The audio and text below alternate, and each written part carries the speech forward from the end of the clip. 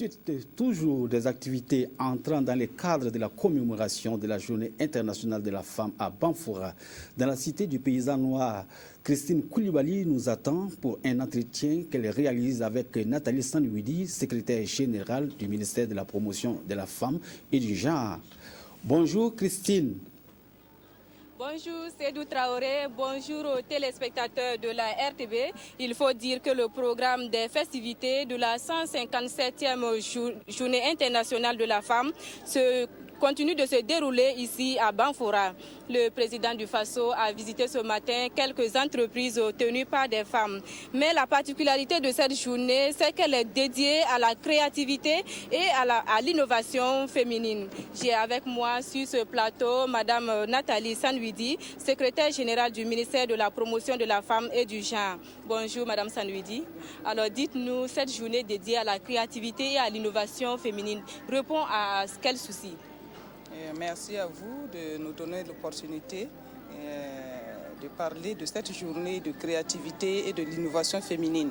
Il faut dire que nous avons inscrit cette journée dans le programme de la célébration conjointe du 8 mars et du Forum national des femmes 2014 pour inciter, encourager les femmes à l'innovation et à la créativité et dans bien sûr leurs différents domaines d'activité. Et donc nous avons eu par exemple des présentations aujourd'hui dans le domaine de l'art capillaire et vestimentaire, dans le domaine de l'art culinaire qui se tient en face dans l'espace MUU et également dans le domaine de l'art utilitaire, c'est-à-dire pour ce qui concerne la vannerie, la poterie, etc.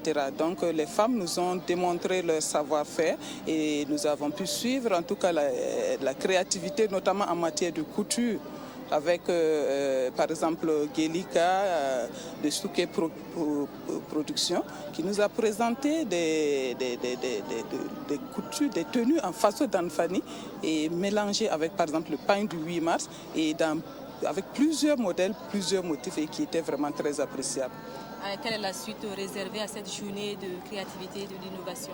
Bon, il faut dire que nous l'avons placé en fait sous le signe de la compétitivité et nous avions souhaité que les femmes puissent faire présenter et il y a un jury qui a été mis en place pour évaluer et apprécier tout ce que les femmes nous ont présenté et il va statuer et puis il y a des prix qui sont prévus pour bien sûr encourager celles qui ont accepté de se présenter d'abord et celles qui se sont distinguées parmi, bien sûr, celles qui se sont présentées. Donc c'est vraiment des prix d'encouragement à la créativité et à l'innovation que nous allons décerner à ces femmes-là.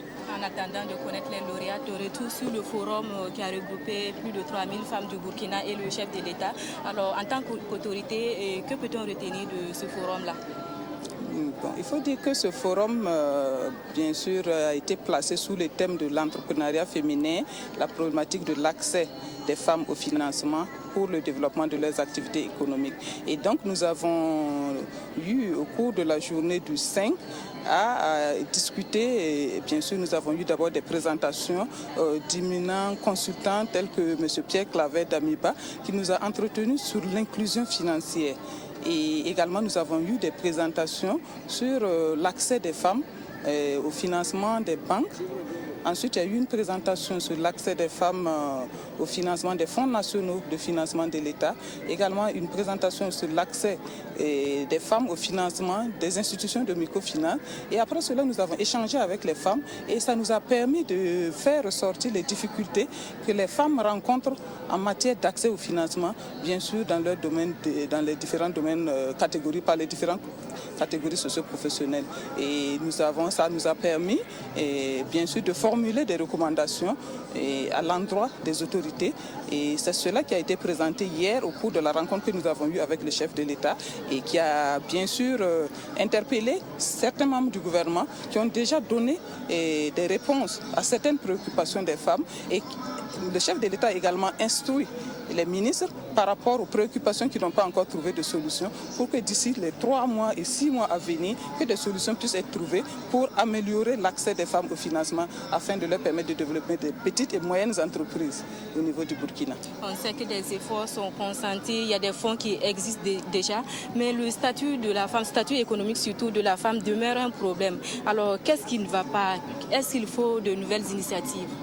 C'est vrai que malgré les efforts que l'État fait, parce que nous avons vu effectivement il y a pas mal de fonds nationaux de financement qui sont mis en place par l'État et également beaucoup de projets, de programmes qui sont développés et mis en œuvre. Je prends par exemple le cas du programme social de création d'emplois pour les jeunes et les femmes, où il y a une composante spécialement dédiée à l'autonomisation des femmes et qui permet de doter les femmes de technologie. Et nous avons également le fonds d'appui aux activités rémunératrices des femmes qui est là depuis 1990-92. Mais malgré cela, effectivement, la situation des femmes, bon, c'est vrai, ça s'améliore d'année en année, mais on se rend compte qu'il y a encore des efforts à faire, tout simplement parce que les solutions qui sont proposées actuellement, soit c'est au niveau micro ou au niveau macro.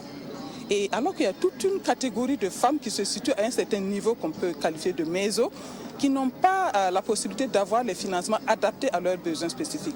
Donc cela, par exemple, ça a été un élément qui est ressorti au cours de nos échanges et ça a été présenté hier au chef de l'État qui a instruit le ministère de l'Économie et des Finances de travailler encore, d'approfondir la réflexion avec bien sûr tous les acteurs concernés pour qu'une solution soit trouvée à cette catégorie de femmes qui se situent à un niveau méso et qui n'arrivent pas à avoir des financements pour satisfaire leurs besoins en matière d'investissement et d'entrepreneuriat féminin. Ok, merci Madame Sanoudi. Bonne fête à vous. C'est moi qui vous remercie. Merci. Voilà, Seydou Traoré, c'est tout pour cet entretien. À vous l'antenne pour la suite du journal.